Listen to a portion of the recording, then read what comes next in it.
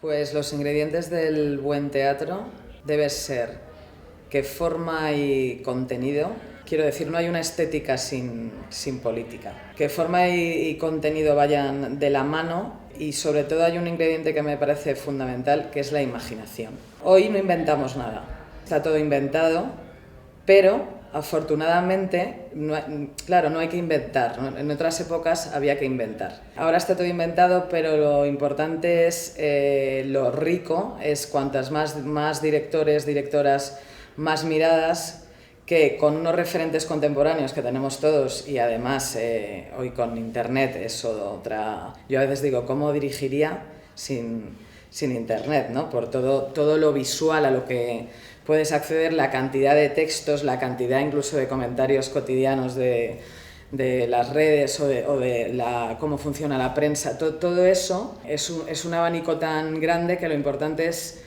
que uno sea imaginativo en la mirada siempre y cuando tenga un tema de base que contar. Y sobre todo creo que no hay que ser complaciente.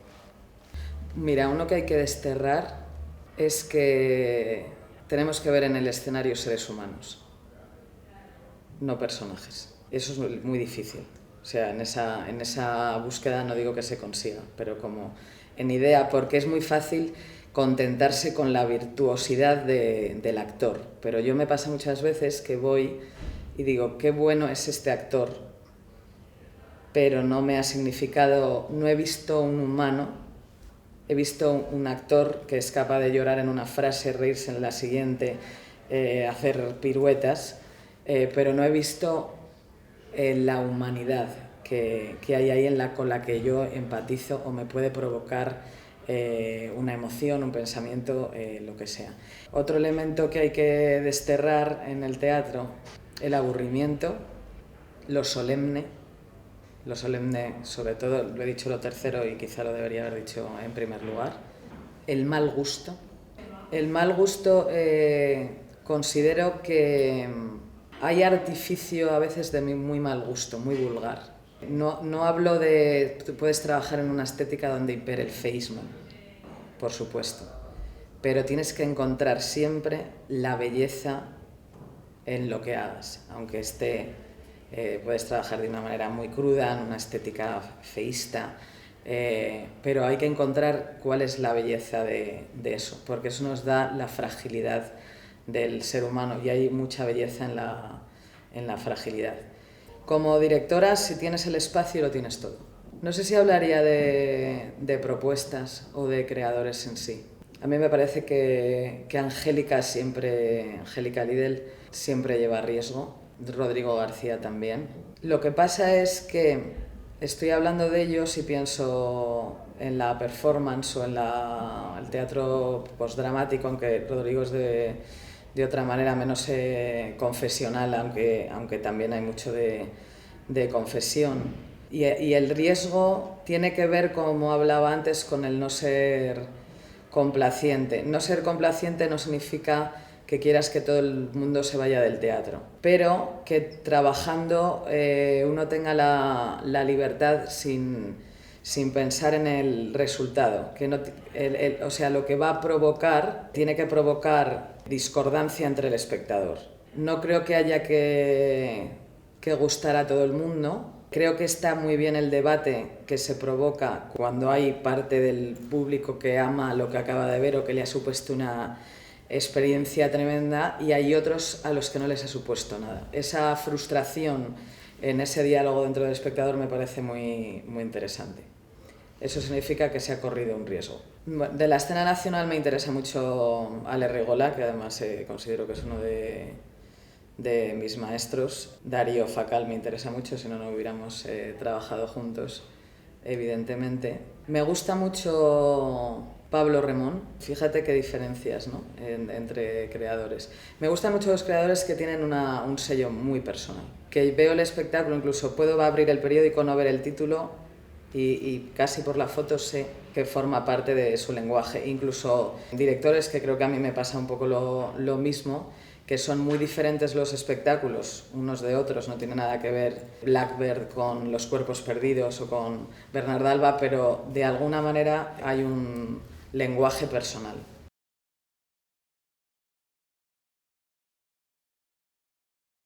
Audacia, creatividad, no ser demasiado complaciente con el público, desafiar al público. A mí me gustaría o me gusta cuando entro al teatro y no me están contando lo que ya sé o con lo que ya estoy de acuerdo. Siempre se dice, ¿no?, que hay que salir con una reflexión, pero más allá de cualquier reflexión debe ser una reflexión nueva o confrontarme con algo que me incomode. Y creo que muchas veces hacemos teatro para incomodar a gente que no va a venir al teatro. Para mí es fundamental que el teatro me dé imágenes, que tenga una dimensión plástica, una dimensión poética en el texto, pero no poética en lo lírico, no necesariamente en la palabra, sino también en cómo se articulan las ideas. A veces hay una poesía de los temas o de la mirada sobre cómo miras los temas, que va más allá del hecho de que la palabra, de que el texto en sí tenga una dimensión poético o lírica. Yo no desterraría nada. Me parece que la riqueza del teatro es que sea un espacio de libertad. Entonces, creo que, lo que a mí me satisface en el teatro es lo que te acabo de decir, y lo que no me satisface, si satisface a alguien, pues creo que está bien para que haya gente que disfrute. Creo que lo más hermoso y lo que yo creo que en los tiempos que corren debemos defender es el derecho a discrepar. Y no creo que haya que desterrar absolutamente nada. Al final, el teatro, como cualquier otro medio artístico o espacio comunicativo, es un lugar donde la gente expresa sus ideas. Y como democracia, si queremos defenderla, creo que debemos defender el derecho a que todos discrepemos y nos reencontremos en el acto de hablar y de expresarnos. Creo que ya no solo en la escena, también en las redes sociales y cualquier ámbito. Pero en la escena mejor. Bueno, pero es que va unido. Al final el riesgo es decir algo que pueda incomodar. Y a veces creo que hay muchas cosas que se dicen, que se están diciendo para producir alianzas, y se están diciendo en un sentido político, más que en un sentido de establecer un discurso real. Creo que el riesgo sería hablarnos como nos hablamos en privado. Me encanta Alex Frigola, me parece un referente precisamente por esto, por la audacia de sus textos, por cómo los aborda, porque es un ejemplo de libertad creativa, y porque la dimensión plástica de sus espectáculos siempre ha sido extremadamente inspiradora para mí, desde que vi por primera vez Ubu Rey hace muchísimos años. Angélica Lidl es un referente, Rodrigo García fue también un referente muy importante en su momento cuando yo empezaba a dirigir. Pablo Remón me parece un enorme creador y que tiene un gran talento a la hora de escribir y de articular sus textos con una conciencia escénica.